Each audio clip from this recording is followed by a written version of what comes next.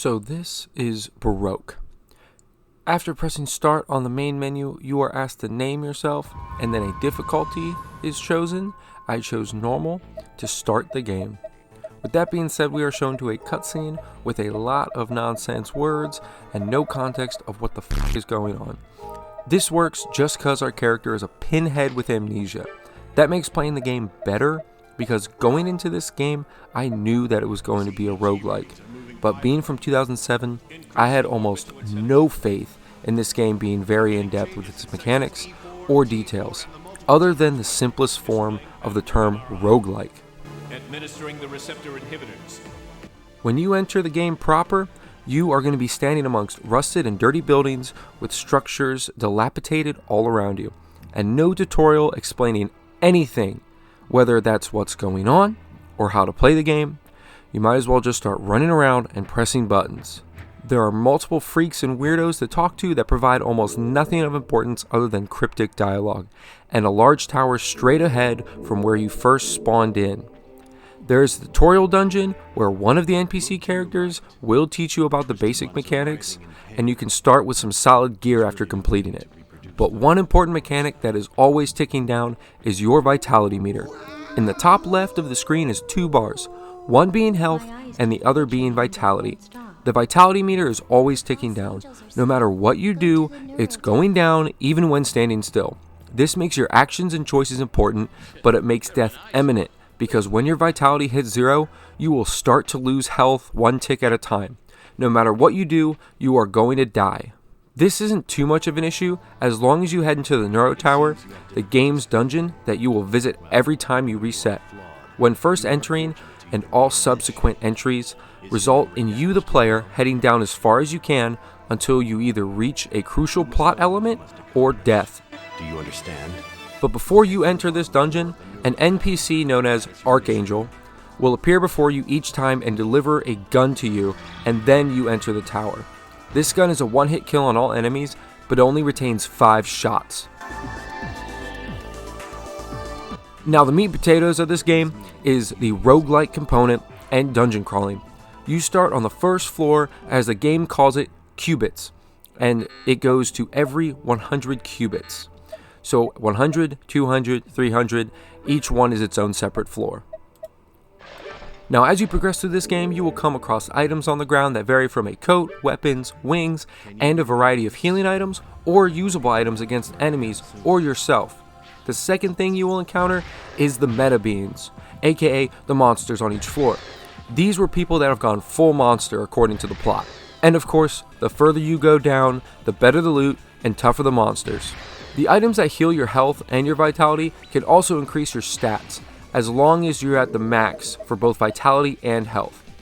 Bones are important as well, because you can eat almost any item that is a bone and or throw the bone, because some may be weaponized like a grenade or a spell. And as you progress through the floors and fight more monsters, you will gain levels and experience that increase your health and your vitality. But there isn't really a stat screen that explains what your overall stats are. A weapon may say +3 damage, and when I was at higher levels, it seemed like I took less damage, so my defense may be increased, and I apparently hit harder, because enemies would die much quicker, but it didn't say exactly what the stats are that tell me how my character performs and what was being increased at each level. Now for the combat, it's pretty basic bare bones action combat. Square button does a basic combo of attacks when you press it repeatedly, and holding down square after the first attack will do a charged attack with knockback. And the X button does what seems to be an arcing attack that can hit multiple enemies, but I almost never used it for the fact that it is just one attack, cannot be comboed, and it's easy to get stun locked because the animation does last longer. You also have throwables. Again, like I said before, these may be bones or other items. Most of them say a spell name, and when you throw it, it activates either fire, ice, or something that's called spikes in the game is another weird spell. These items may hurt monsters, but the arc at which you throw feels way off or random. So even though there's a green line that appears, almost like in Call of Duty, that shows you where the grenade's going to be launched at, the camera doesn't help because you have to manually control it, and now we're going to get to that part. These are two of my major issues with the game. When it comes to the combat, the camera is going to literally f*** you. You have to control it manually. There is a lock-on function that you can use on enemies. The main problem with the lock-on is it does not spin or snap the camera to the enemy. So there may be an enemy in a room that is off the screen, and your character will choose to lock on to that enemy, and you have no idea why he's looking over there or what is grabbing his attention during the lock-on. You have to manually turn that camera, and it can get very wonky and confusing while you're trying to fight multiple enemies at once. My second biggest problem with the game is the enemy encounters. One-on-one, most enemies are very manageable. Some can break through your stun lock, which is reasonable, but again, your health will regain as long as you have vitality. If your vitality is 0, you will drain health and it will not recover. But again, back to the enemy problem, the biggest real issue is when there's multiple enemies on screen. Even when there's 2 enemies, you can get stun locked by the weakest enemies and just get and your run's dead. So I don't really like how some rooms will just spawn 4 enemies that have ranged or short range or large spells or AoEs, and you have to figure out how to deal with all of them. And the enemies, once you pull their aggro, they will follow you all across that floor. They will not stop.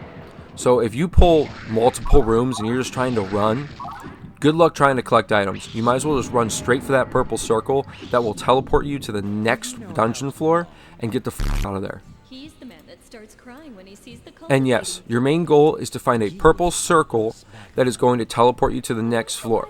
Every purple circle to the next floor will give you a few options. One is to return to the main menu, save your game, or resume game. Resume game means you're going to just continue to the next floor, no saving. You might as well just save after every floor, because I did go back a few times when I had a really bad room and I could have handled it better, just so I could restart, because it wasn't my gear, it wasn't my stats, it was just me playing poorly, and now I know and I can do better. To get to the next floor of each cubit, you're going to have to find the teleport circle. It's purple and it will show up blue on the minimap. It allows you to save and then travel to the next floor. Each floor is randomized, and there is a mini map that I just mentioned you can pull up, and it will show you the different hallways, which are purple lines, and each room, which is gray. And each room will fill out as you enter it, and there may be enemies or items, but the map doesn't show you those. But when you enter a room that has the portal for the next floor, it will show up as a bright blue spinning square. Now shoot the angelic rifle. And of all the footage I'm showing, this is the most interesting parts of the gameplay. That shows the main gameplay elements along with the combat and the overworld stuff. At the end of the day, you will fight more with the camera since using the lock-on function in combat doesn't snap, and the enemies will most likely overwhelm you, and that'll lead to a lot of your unfair damage or even the deaths. Now on to the story. Fans of Shin Megami Tensei and Evangelion will probably enjoy this plot. It may seem goofy or confusing, but its plot tries to establish its own world and environment in the year of 2032. Basically, for story elements, without major spoilers, your character is an amnesiac, because he shared a heart with a twin brother that was killed, so you can live and atone for your supposed sin, which is due to the Archangel and his scientists experimenting on the conscious orbs, which hold the world together by the goddess. And during the experiment, the orbs began to fall apart and the scientists created fake orbs that made things worse. And you are awoken from a laboratory to atone for your sin and stop the goddess. The angel gun you are given uses bullets that are infused with what the game calls quote-unquote littles, who are beings fused into the bullets for the angel gun that can kill the goddess. There are plot choices you can make, like fusing with the goddess or shooting her, and what happens when you talk to certain NPCs and deliver items to them, but it is very confusing and no hand-holding. Again, even dying progresses some major plot points within the game, so you really are making it further in the game even after death, unlike most roguelikes, where you just tend to sit back and retry every time you die to a boss or a hard encounter and have to redo the same fight. My main issue with the plot is that it's told in very brief and often shorter than 10 to 15 second cutscenes as you go deeper into the tower, and there is even a section in the menu that allows you to view all of the gathered cutscenes during that playthrough. so you can piece together the plot one bullshit cutscene at a time pretty much. But during gameplay, you can miss some of the scenes or even miss NPC dialogue and story elements. Honestly, it's similar to something like Bloodborne or Dark Souls, where a lot of the plot can just be missed or forgotten due to the short and abrupt nature of how it's told. You'll just remember one stupid thing, that you're going to atone for your sin because that damn Archangel will repeat it every time you go back into the tower. Overall, this game was fun. Some of the gameplay definitely feels archaic, and design choices like lock onto enemies, not locking your camera, is a pretty big issue for me. The basics of the combat has little to no change to how your character attacks other than slightly increased stats. There is regular swords, and then big two-handed swords, and one swings slower. I bet you can guess which one does that. But that makes the game feel a little more difficult, and using your character as a confused amnesiac does justify in a weird way that you, the player, are lost and learning how to rework yourself into this depressing, sad little world.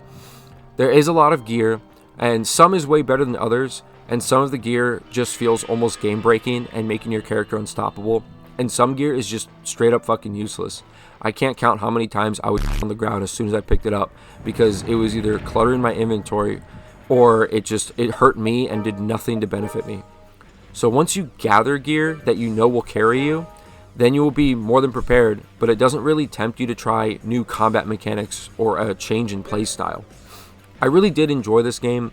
I got that itch that all roguelike players usually get, and I wanted to finish the game and try to get that god run with the best maps, best stats, and best gear. Once you understand the gameplay, it's honestly not too difficult, and the story can be kind of interesting. It just takes a hot minute to piece it together, because this is more of a roguelike JRPG than just a traditional Western roguelike. It's nothing crazy to write home about, but it does give you some decent roguelike gameplay from 2007, which is still very interesting to see a PS2 game like that, and no one has ever talked about when roguelikes have become so popular in today's franchises. I could see gamers from 2007 finding this type of gameplay very off-putting, since the genre wasn't popularized back then.